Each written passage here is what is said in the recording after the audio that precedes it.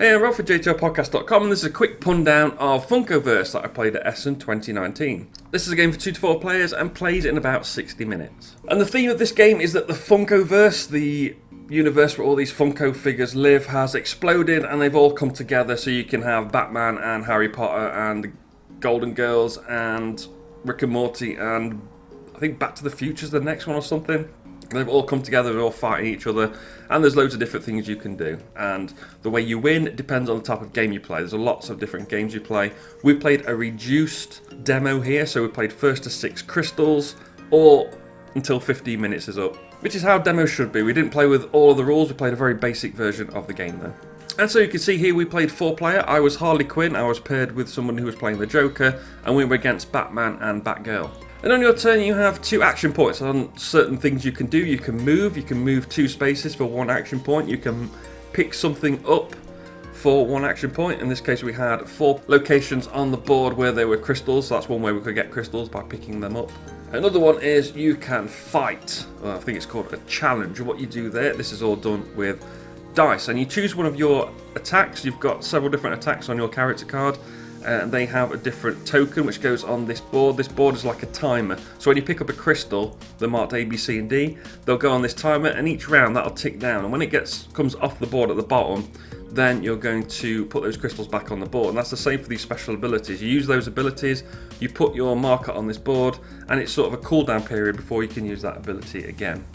And attacking is done with dice, and what you do is you roll the number of dice required. And you have an attack symbol and you have a critical symbol, and the critical symbol counts as 3. So if you roll a critical symbol and an attack, that's 4 hits. And then defense is the same way. There's a defense symbol and the critical symbol. So if you roll a defense symbol and a critical symbol, that's 4 defenses. If the attack outdoes the number of defense, then you knock them down. And if you hit them again while they're down, you knock them out and you gain a crystal. And if you knock them out, they're not out the game. They get put back on that cooldown board on position 1, and on their next turn they'll come back into play. So the USP for this game is obviously it is a Funko game. You've got all these different universes fighting each other, and you're going to have all these different types of play. So every set comes with a different map, and it comes with a different rule set for different games, I believe. And all the characters have got different abilities. You have the different weapons that come in the game. We didn't play with them, but Harley Quinn's got a hammer, and Batman's got a batarang, for example. And you could have Harry Potter with Harley Quinn's hammer, that sort of thing. That's what's going to make this game sell really well. Obviously there's a lot of Funko collectors as well who are going to love this.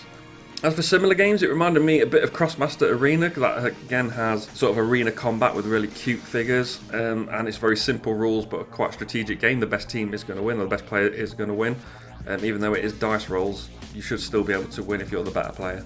As for replayability, I think there's quite a bit, because of the difference between the different number of games you're going to have. You're going to have all these different kinds of games.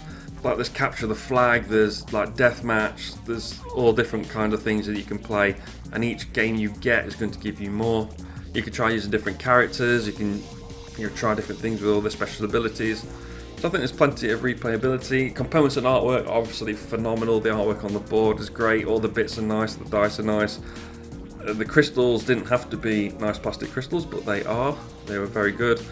You have obviously these awesome Funkos that look amazing on the board, and they'll look good on your shelf and be a nice collection, so it's all good. And overall I thought this game was very good. I was a fan of this game, you could say. It's nice and simple, but it is strategic. There are some things you can do to sort of help you win. I mean, at one point my opponent ran up right next to me and then just spent 2 actions on the next turn just hitting him twice and taking him out of the game. Not the best thing to do, but hey, whatever, we won, that's all good. The only problem I have with this game is the cost. It's not the cost itself. I mean, the Batman game we're looking at there, that was €40, and then you've got the other Batman. You can just see off to the left of the table, there's Robin and Catwoman in there. That's another 30, I think that was, and then there's Rick and Morty, which is 30. So that's already €100 for the first 3. I mean, there's Harry Potter as well. I'm not a Harry Potter fan. I mean, I'm not a fan of the Golden Girls enough that I would spend money on getting a board game component with them in. I wouldn't mind the Back to the Future ones. Rick and Morty versus Doc and Marty would be quite fun. I can see this running up quite a cost and taking up quite a bit of shelf space, because these boxes are quite big. So I don't know how you store them. We'll see. We'll see what I do. I don't know yet. But I did enjoy this game. Funkoverse, more like fun That doesn't really work, does it? Funkoverse. Oh well, that was a terrible pun. But anyway, thanks for watching. Hope you enjoyed this game, and let me know what you think in the comments below. Remember to like, share, and subscribe. You can follow me on Twitter at JTR Podcast, or find the blog at jtrpodcast.com. I've been Rob, aka JestaThaRogue, and I'll see you soon.